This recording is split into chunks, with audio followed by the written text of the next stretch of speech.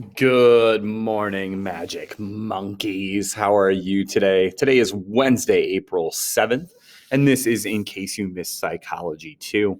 If you're watching this, you didn't make it to class today, and that is okay. Hope you're well. Hope those around you are well. Maybe you won the lottery and you're trying to figure out what to do with your life. If that's the case, I know a certain guy who may be able to help you spend your money. But anyway, basically, what I'm going to do here is I'm going to run you guys through the things that we talked about today, get you up to speed on a couple of things, and teach you a little bit about symbolism. So, first, some quick reminders. Obviously, today's Wednesday. We've got a couple more days this week. If you were cohort 1, that means the next couple of days you're going to be at home. If you're in cohort 2, that means I should see you on Thursday and Friday. And if you're in cohort 3, hey, man, I'll see you, little black square, when you log on. There you go. All right. On the reminder tip, the very, very first thing, if you didn't make the class yesterday, there's a video from yesterday called In Case You Missed Psychology 2 for 4-6 that you should maybe take a look at. We did a lot of the classic first day stuff. We looked at the grading policy and the attendance and all that stuff. And we looked at, we talked a little bit about what the class was going to be about. And I think we previewed like the major goals for the first unit that we're going to do. And that first unit is on motivation and emotion. Okay.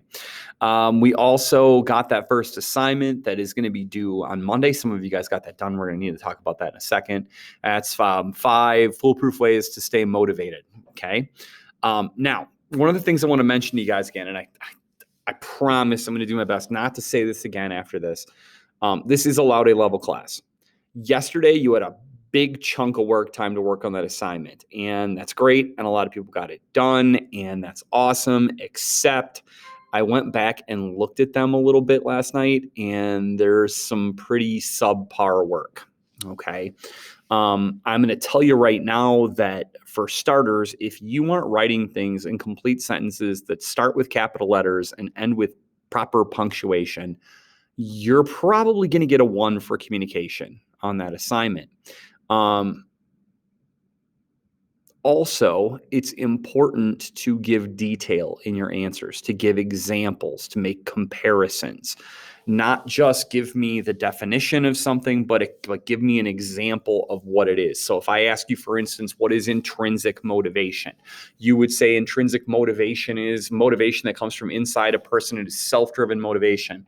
And then you would say, for example, intrinsic motivation might be something, the pride that someone feels when they look at a job that they have done well. For instance, if I was a farmer, I might feel proud in July when I look out at my cornfield and I see that my corn is growing well and that it looks healthy and it's taller than my neighbor's corn.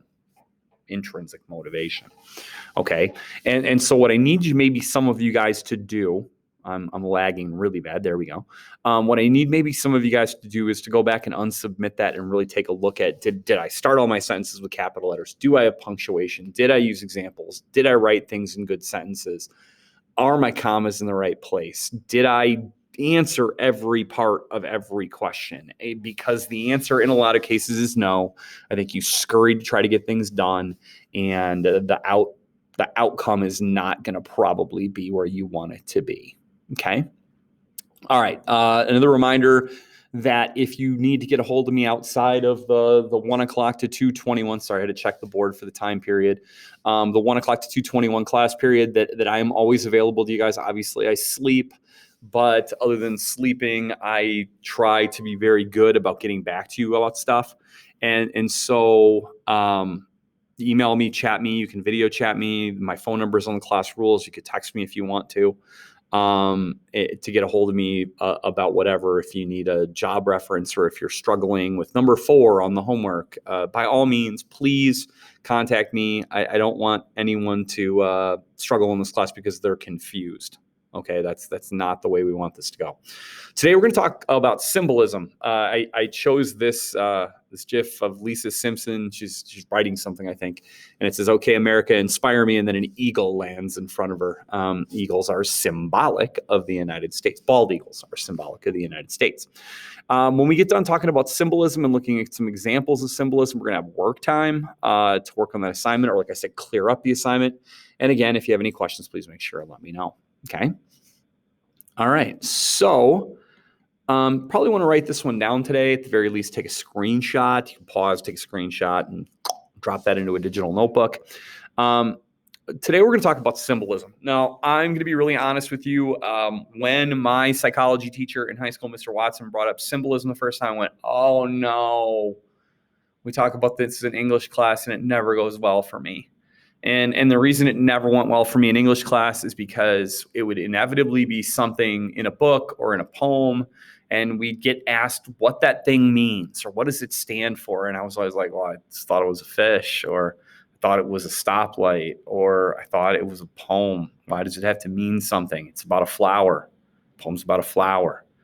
And then they go, well, what do you think it means? And I'm like, I think it's talking about a flower. And they go, well, it's about love. And I'm like, how do you get that out of this? Like, how do you know? Like, did the author tell you? Did the author write down, by the way, this is a poem about love at the end? Don't write that. Make people guess. How do you know it's not about sewer water? I don't know. Okay. And that always frustrated me in English classes, especially when they asked me what I thought it meant. And then I got told I was wrong because the author meant for it to be this. And I'm like, well, why did you ask me what I thought then? In psychology, though, symbolism plays a really big role in things. As a matter of fact, it's probably one of those concepts that it fits really well in this unit, but maybe in the greater scheme of things, if I was writing a textbook, I might include it very early in the book instead of at the beginning of, a chapter on motivation and emotion, which is usually taught in the second half of an intro to psych class. Okay, so what symbolism is, it's where we attach a meaning to something, to a behavior, to an object, to an idea. If you think about it, we've attached a meaning to this behavior. We've attached them. You can't see both my hands, but I'm going like this. We've attached a meaning. All behaviors. We all have a million different, I could use a bunch of hand motions that aren't appropriate for YouTube or class, that we've attached meaning to. And we look at the way people behave and we start to try to attach meaning to who they are or what we think of them based on that. We attach meanings to objects. I want you to think about this for a second. Let's imagine for a second that we were going to take a field trip. I'm going to get us a small bus. We're going to take a field trip, and the field trip is going to be that we are going to go to every one of your houses or apartments or wherever you live, and we're going to do a tour of your bedroom, the place that you sleep, okay? And I want you to think about this.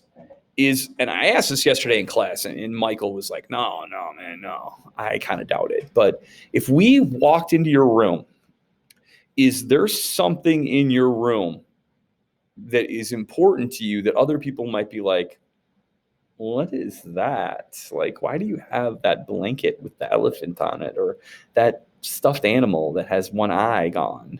Okay, maybe something from your childhood that you attach memories to. Maybe something that somebody gave you who's no longer with us, that you think about that person when you see it. Maybe it's something you won. Maybe it's a trophy. Maybe it's a medal. Maybe it's a craft project from when you were a young kid. Maybe it's a picture. Okay. In my case, if we did that, I have a stuffed Teenage Mutant Ninja Turtle. It's Michelangelo. And sorry, I had to think about the color. Color thing doesn't help. Had to think about the color. Anyway, I got it when I was younger, and I used to mess around with it when I was a kid, and it just kind of became the official mascot of my room. And when I would make my bed in the morning, yes, I always made my bed in the morning, I would put it, lay it on my pillow. And when I walked into my room, it was one of the first things I saw. And so when I went to college, I took him with me. My roommate thought it was weird, but girls liked it. There you go. When I left college, I brought it with me. When I moved to Sun Prairie and then moved to Marshall, I brought it with me. I know that several people have tried to get rid of it over the years, but it's important to me because it reminds me of my childhood, reminds me of my parents. My parents gave it to me. My parents are still around, but I have good memories attached to this thing. And if my wife tried to sell it at a garage sale, I would definitely go and rescue it out of the pile of for sale things. Okay. We also attach symbolism to ideas, democracy, global warming, immigration, you name the idea, and you have attached meaning or how you feel to that thing. When you look at me and you say standardized testing, schools like ACTs and forward tests and aspires and all those things, I have a lot of feelings about those things. I have a lot of feelings about the STAR test. It's just a reading test or a math test, but I can go on and on about how I feel about those tests and what people do with those scores. In psychology, we're looking for how do you attach meaning to things. What does this mean to you, this mask? What does this logo mean to you? And why are those things important, not important? Why is this something that you tell other people about? Why is this something that you wear or refuse to wear? What is it? Okay. And so we're looking at the behavior that you attach, the meaning that you attach, and why yours might be unique from someone else's. Why would my wife get rid of my Teenage Mutant Ninja Turtle, but I would not let anyone take it? Okay. And the thing about this is the reality of this is complex thinking skills are what allow us to do this. We can attach meanings to literally everything: fire trucks, foods, people, the way people dress. Go through some examples with you guys, and I'll show you some visual examples. We've learned to attach meaning to people. We either like them or we don't. We want to hang out with them, we don't. They're funny or they're not. I want you to think about this. If a new person came to this school, okay, new person comes to this school, within a few days, I mean, it's a small place, you've probably seen this person. You're judging them. You're looking at the way they dress, the way they talk. If they're in a class, are they smart or not? Who do they sit with at lunch? Do they want to sit with you? Are they on the baseball team? Are they in FFA? And so when you guys look at these things, you're constantly attaching symbols to people. You're constantly defining them and then redefining them and trying to figure them out. And we do that based on symbolism. We attach meanings and ideas to people.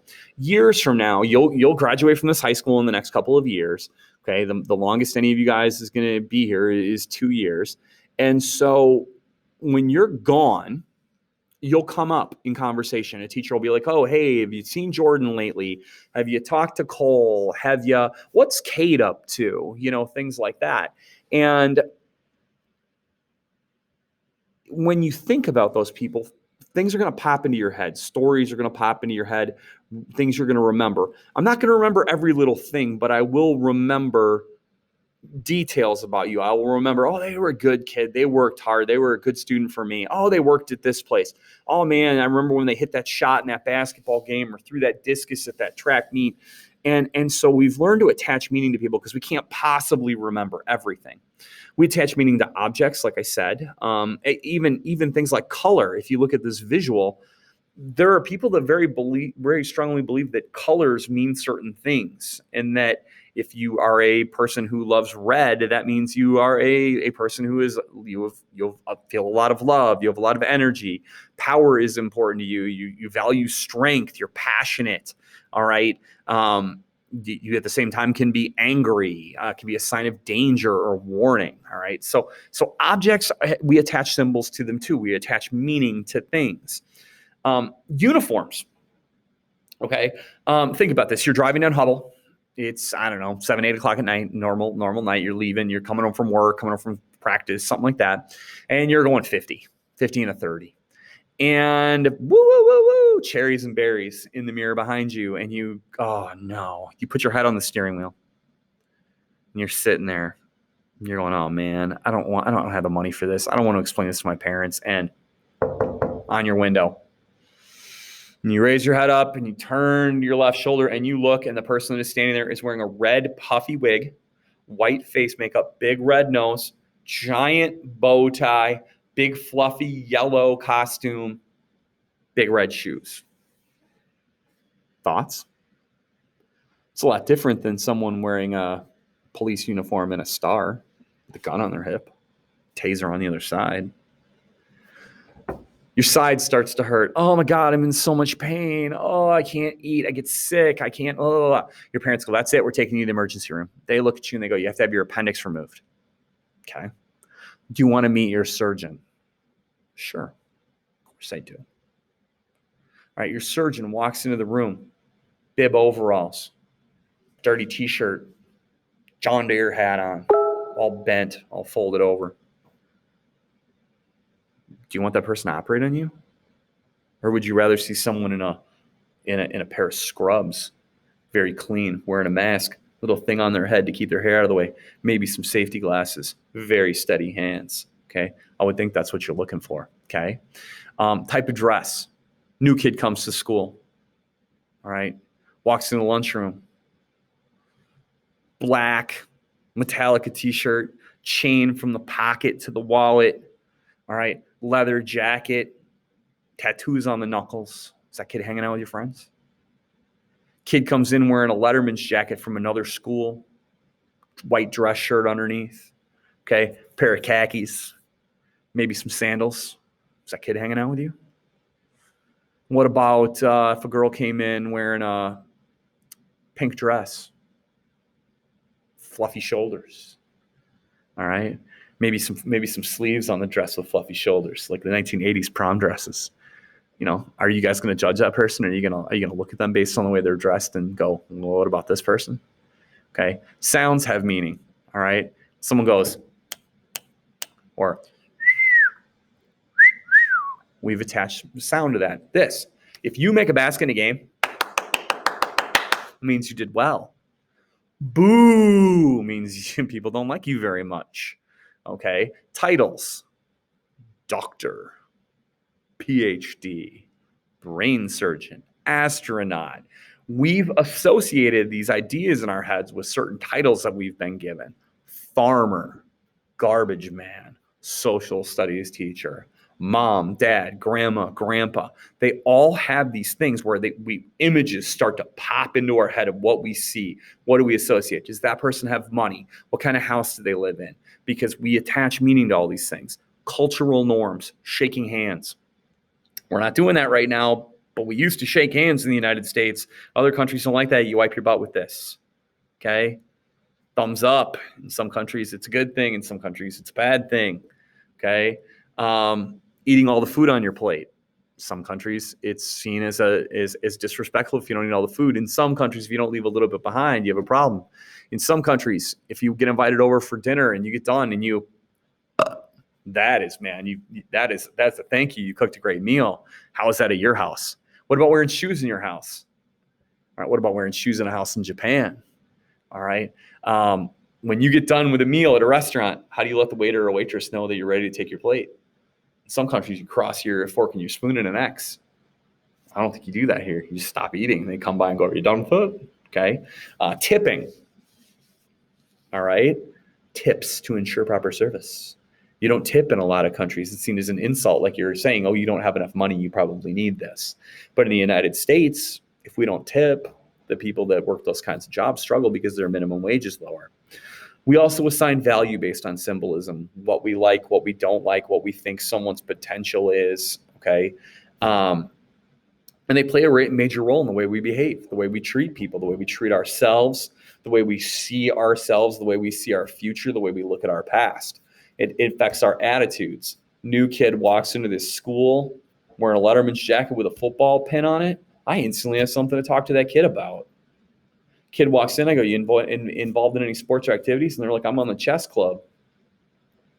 Okay, all right. You're probably, I'm going to make some assumptions about you that might be all wrong. Kid walks in, you do anything for fun? Yeah, I'm in a band, I play bass. You're probably going to make some judgments. You're going to have an attitude about that person. It also helps formulate our opinions. And this can play a major role in how motivated you are to work for somebody, how motivated you are to do something, how motivated you are to go about something. That surgeon comes in, gown, all the stuff, and looks at you and goes, I'm so excited, you're my first surgery. I'm pretty motivated to get another surgeon. All right, it can play a role in emotion. If you respect me and I look at you and I say, that's the worst assignment anyone's ever done for me, it's a joke, you need to do better, you're going to be upset. But if you think I'm stupid and you don't care what I say, and I say that to you, you're like, whatever. Okay. If your mom looks at you and says, I'm disappointed in you, maybe that holds big weight for you and maybe it doesn't. Okay. All right. Now some more examples. All right. Now I'm going to use road signs because I wanted to use something that maybe we were familiar with, that we knew we had some common ground on. All right. So here we go. Some road signs. Let's see if we can pick out the symbolism. Tell me what they mean. Okay. All right. We'll start easy. All right. What's the one on the left? Now, if you said school crossing, you're in good shape. Okay. What about the one on the right? Someone's like, don't do any peelies. Okay. Don't drive down Canal Road like a butthole. All right. In reality, it's a slippery when wet sign. Okay. All right. Next one, a little less common. How about this one? So you see this one every once in a while in Wisconsin. Maybe it doesn't look exactly like this. Okay. What is this? If you said falling danger, falling rocks, you are correct. All right. Watch out for rocks on the road. Danger, falling rocks. All right. Next one. These are all symbols, symbolism. You've attached a meaning to these pictures. This one might be a little tougher. You've seen this one before, though. Does anyone know that one? You sometimes see it on bottles of cleaner. You might see it in a chemistry lab. You might see it on a bottle of things that you worked with in a chemistry class. That is warning you that the contents of whatever it's on is corrosive. Okay, it can eat a hole in your hand or in something else. Okay, so it's a corrosion warning. Don't spill this on yourself. All right, another one. Road sign. Picture taken at a road. Now you're like, wait a minute. I know that's a horse. That's a tractor. That's a bike. Okay. But you don't recognize this kind of sign because this sign isn't from our country. This isn't what our signs look like. This is actually telling you that on this road, there are no horses, no tractors, no bikes. Okay. So it's flat out saying with a red circle around it, it's like a no. Like a no. You can't have any of these kinds of vehicles on the road. All right. Another sign. This is a German sign.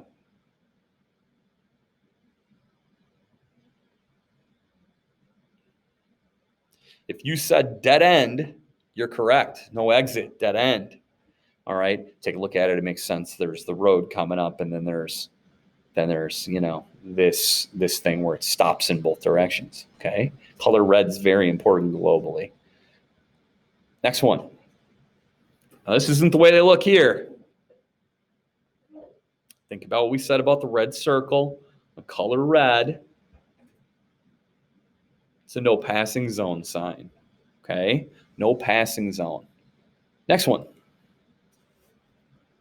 Swords for sale. Military base. It's actually letting you know there's a historic battlefield.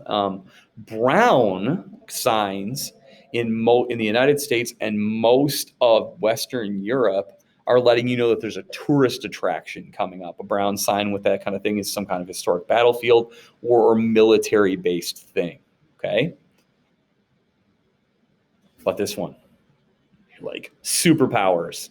I got superpowers if I drink this. Okay? Because I look like an X-Man or something. I look like Nova from the Spider-Man stuff. In reality, this one is a health hazard. Whatever is in this bottle or in this thing or in this room is potentially a health hazard, so you have to be careful. You have to take whatever the proper precautions are for this one. And I believe the next one is the last one, and this is a Canadian sign. The first time I saw this one, I was clueless. I was really confused about what it was that this sign was trying to say to me.